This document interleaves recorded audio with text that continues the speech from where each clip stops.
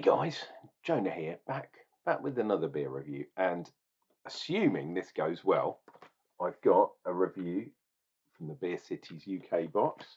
The last one I did, there was a problem, yeah, I kind of messed up. Sorry about that.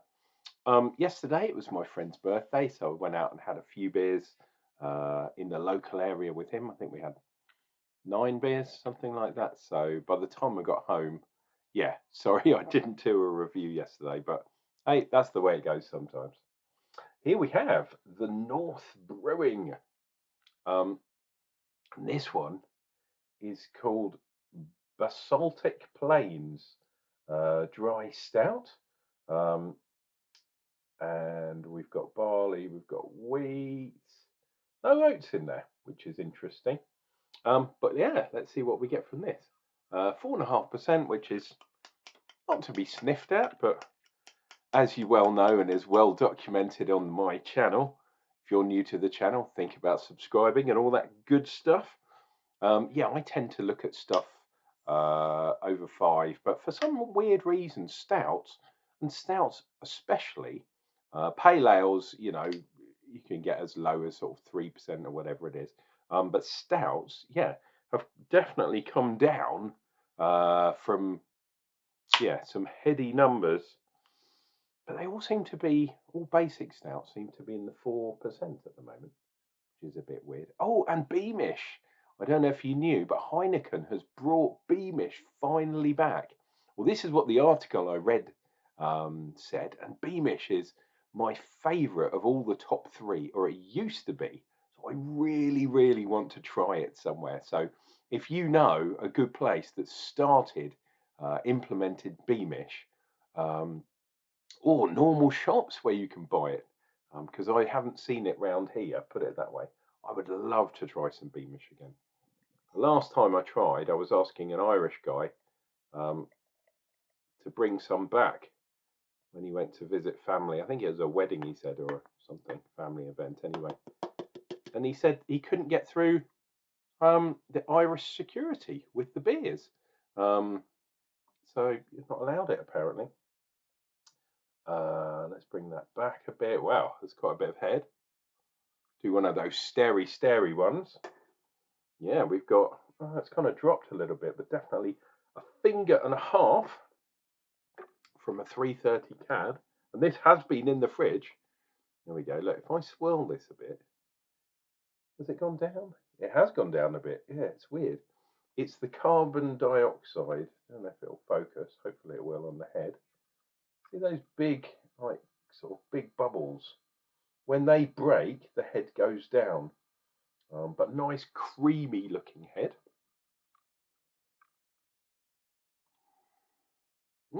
Even smells creamy. And that's weird because there's no oats, which is crazy.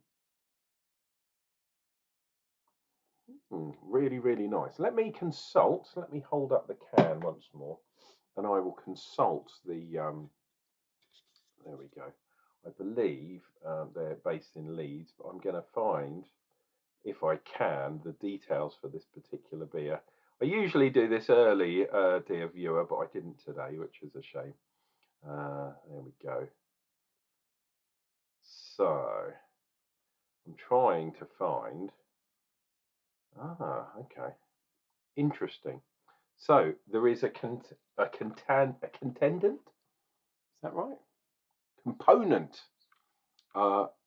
which is unusual these days, of brown malt. And that's what stouts and porters used to use predominantly. We've got some really sick, like dark malts, like patent malt and black malt and stuff. And you only need a smidge, just a little bit. Brown malt, you have to use a lot more. It's not unusual to hear of like 40% brown malt. Don't know what the breakdown is within this beer, but that's good to hear. And it gives a sort of nice, mellow kind of coffee, like a tiramisu-y kind of gooey taste to the beer. And the hops in this bad boy, so I'm led to believe, Fuggles and Goldings, the gruesome twosome. Really good, because Goldings is a Kent favourite, and Fuggles. Oh, I do love Fuggles. It's really nice. Some people hate it, but I love it, especially in traditional beers from England and the UK. Um, really good. And this is from Leeds. Cheers and beers, guys.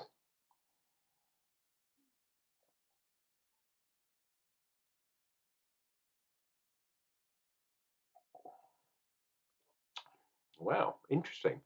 So initial flavour is spicy, which is coming from the Fuggles, which is interesting. But then it descends into kind of mellow astringency. See, the astringency is there and is layered, and that's coming from the darker malt. But it's not it's not a dry um, kind of thing like a Guinness or something like that. It's not a dry astringency. It's a nice rounded mellow one. The sugar level, the sweetness, which I guess that dark malt is there. I don't think they've used as much as perhaps I was hoping they would, um, but it's giving flavours of things like demerara sugar, so that kind of sweetness. And this is not a sweet beer, but it's giving that level of sweetness. If you put a couple of spoons of demerara sugar into your coffee, your filter coffee, pardon me, it's well carbonated. This is not an espresso monster. This is more, yeah, of a filter coffee on a Sunday afternoon, something like that. We do have some nice lacing running across the top there. Ho ho.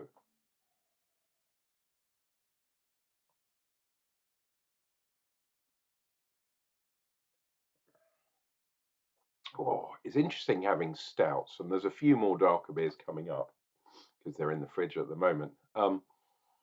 Yeah, darker beers that are not nitro led.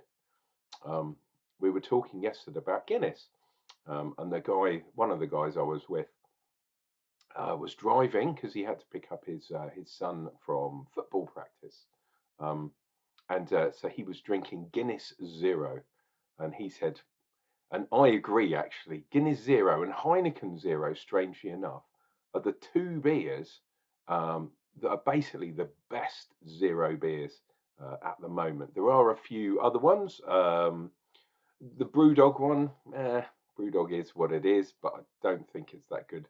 And some of their ones, what's it, the Saint, something Saint Zero, whatever that is. But they just taste like hot water. Whereas the Guinness actually does taste reasonably like the Guinness, and the Heineken, yeah, yet again, I know Heineken's quite a weak beer, a weak lager, um, but those beers taste very, very similar to what they're supposed to taste like. For me, buying those kind of beers in a bar, a bit of a waste of money. I'd rather have a coffee or a soft drink. Um, yeah, because the alcoholic free beers are not cheap, which is weird considering there's no alcohol in them. Oh, there's another line there, slightly bendy line, look like kind of sea snakes sailing across the top of my beer. This is really nicely layered, but there's nothing, yeah, there's nothing that kind of sticks out. It's all a bit of a sort of muddy puddle, if you like, which is not a bad thing for a dark beer, but yeah, a bit nondescript.